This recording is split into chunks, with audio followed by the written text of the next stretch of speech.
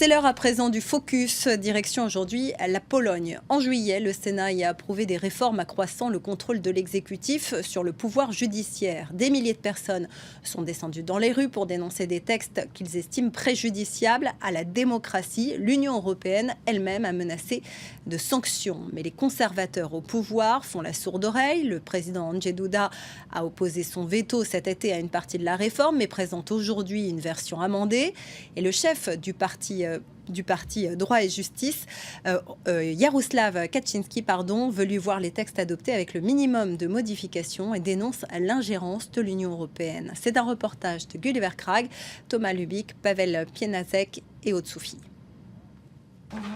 La propriétaire de cet appartement de Varsovie, Maria Pavelec, affirme avoir été victime d'escrocs. Regardez, ils ont fourni ce faux document au tribunal. Dans ce dossier qui traîne depuis des années, on lui réclame des milliers pour une hypothèque qu'elle soutient avoir remboursée il y a longtemps.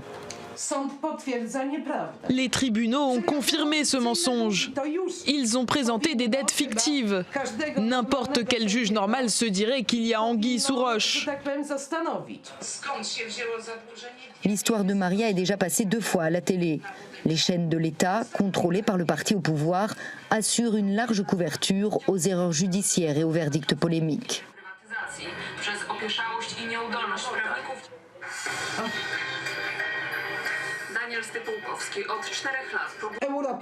Et l'Europe veut l'opposé de cette réforme. Veulent-ils que nous soyons escroqués et opprimés pour toujours ?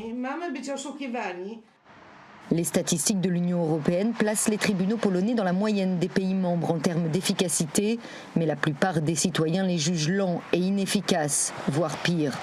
Une réputation que ces affiches cherchent à renforcer. Elles donnent l'adresse d'un site internet détaillant mauvaises décisions et écarts de conduite des magistrats. On y trouve aussi des témoignages faisant jouer la corde sensible. Lorsque le tribunal me l'a enlevé, ma fille avait 6 ans. Pourquoi ? Comme l'a dit le juge, parce qu'on était pauvres. Les médias pro-gouvernementaux approuvent largement. Il est important de soutenir ce désir de changement et de passer le message, de dire aux gens que c'est le moment de réformer les tribunaux, car si l'opposition revient au pouvoir, elle n'aura pas la volonté politique.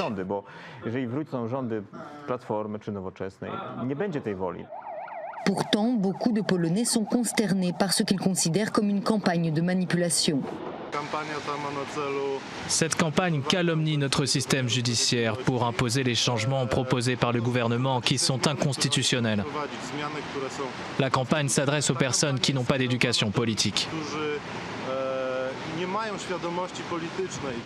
Selon les partis d'opposition, le gouvernement instrumentalise le mécontentement populaire afin d'organiser une prise de pouvoir. Droit et Justice disent qu'ils veulent réformer le système judiciaire, mais tout ce qu'ils proposent, c'est un changement de personnel, se débarrasser des juges actuellement en poste. Cela porte atteinte à la séparation démocratique des pouvoirs et vise à mettre tout le pouvoir entre les mains d'une personne, le chef du parti Jarosław Kaczyński.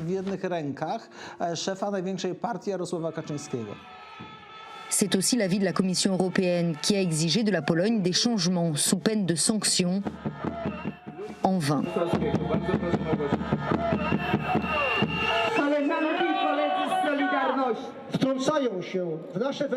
Des gens interfèrent dans nos affaires internes, des gens qui n'ont aucun droit de le faire. Ce rassemblement devant les bureaux de la Commission européenne à Varsovie a néanmoins attiré moins de monde que les manifestations antigouvernementales en juillet. Ces dernières ont poussé le président à opposer son veto à une partie de la réforme, mais pour le gouvernement, ce n'était qu'un sursis. Son site web a récemment publié ces photos de la première ministre à l'écoute des soi-disant victimes des tribunaux. Juste après, elle a prononcé ce discours sévère. C'est le gouvernement qui a raison d'avoir écouté ces personnes qui demandent le changement. Ce n'est pas ceux qui veulent torpiller les réformes, qui pensent que le système judiciaire polonais actuel est pour eux. L'élite qui, depuis des années, n'a rien fait pour le changer et trouve que tout va bien.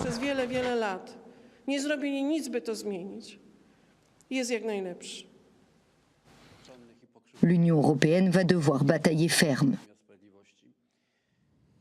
Et pour en parler, aller un peu plus loin sur cette question, j'accueille Georges Mink. Bonjour. Vous êtes directeur de recherche au CNRS, spécialiste des questions sociales, des systèmes sociaux, il manquait un mot, et politiques des pays d'Europe centrale et orientale. On a vu que le président polonais, Andrzej Duda, présentait aujourd'hui une version amendée des textes qui avaient été adoptés par le Sénat en juillet, mais que lui avait retoqué avec son veto. Des textes dans lesquels il envisage notamment une réforme de la Constitution, de faire modifier la Constitution pour faire avancer cette réforme judiciaire qui reste malgré tout controversée. Oui, mais il faut peut-être préciser que le projet du parti gouvernemental et de son chef, Jarosław Kaczyński, est de mettre à sa botte la justice polonaise de façon à annuler complètement la triple distinction entre le pouvoir exécutif, le pouvoir législatif et le pouvoir judiciaire. Pourquoi ? Parce que Jarosław Kaczyński a un projet général de système politique qui se distingue finalement des démocraties de l'Union européenne. Et dans ce moment assez critique où il est question d'avoir le pouvoir, le monopole de nomination de tous les juges justement pour les avoir à sa botte, le président est intervenu en contestant au moins 2 sur 3 lois de cette réforme. Et aujourd'hui, sur la table, il y a son projet à lui. Il est évidemment différent de celui de Jarosław Kaczyński et du parti au pouvoir. Ce qui est paradoxal puisque le président est issu de ce parti. Et on sent qu'il y a un bras de fer, en tout cas on a l'impression d'un bras de fer entre les deux hommes, Andrzej Duda et Jarosław Kaczyński. Apparemment, le chef du parti Droit et Justice, Jarosław Kaczyński, a énormément de pouvoir alors qu'il n'a pas de rôle gouvernemental réel. Oui, c'est vrai, c'est quelqu'un qui dirige les affaires à partir d'un local du parti quelque part dans la ville, comme simple député d'ailleurs. Il a nommé, à sa guise d'ailleurs, le Premier ministre et le Président de la République. Aujourd'hui, on voit cette divergence apparaître et c'est dû notamment au fait que le Président lui-même subit des humiliations tous les jours, en quelque sorte, parce que ce chef du parti lui impose ce qu'il doit faire. Or, cet homme a besoin, bien sûr, d'affirmer sa personnalité et jouer sa fonction, et d'où cette contestation, qui n'est pas très, très grande, mais qui introduit de la fluidité dans cet autoritarisme rampant aujourd'hui en Pologne. Il y a évidemment la question également du bras de fer avec l'Europe. Bruxelles a fait savoir que ces réformes n'étaient pas acceptables, pas conformes au droit européen. Il y a une bronca du côté de Varsovie qui estime que Bruxelles met un peu trop son nez dans ces affaires. Comment ça va se conclure ? Est-ce qu'il pourrait y avoir à terme une rupture entre l'Union européenne et la Pologne ? L'opposition polonaise soupçonne le pouvoir actuel de chercher à terme la sortie de l'Union européenne, une sorte de Polexit. Mais pour l'instant, ça serait très difficile parce que la population polonaise est probablement la plus zérophile de l'ensemble des pays membres de l'Union européenne. Et donc, ça serait vraiment aller à contresens des désirs de la société elle-même et donc perdre le pouvoir dans les élections prochaines. Donc, il y a une sorte de bricolage aujourd'hui et en même temps, l'affirmation que la Pologne ne doit pas subir les diktats. Les diktats, c'est quoi ? C'est respecter tout simplement les valeurs fondatrices de l'Union européenne que tous les autres membres de l'Union européenne, à l'exception de la Hongrie, respectent. Merci beaucoup, Georges Mink, pour cet éclairage.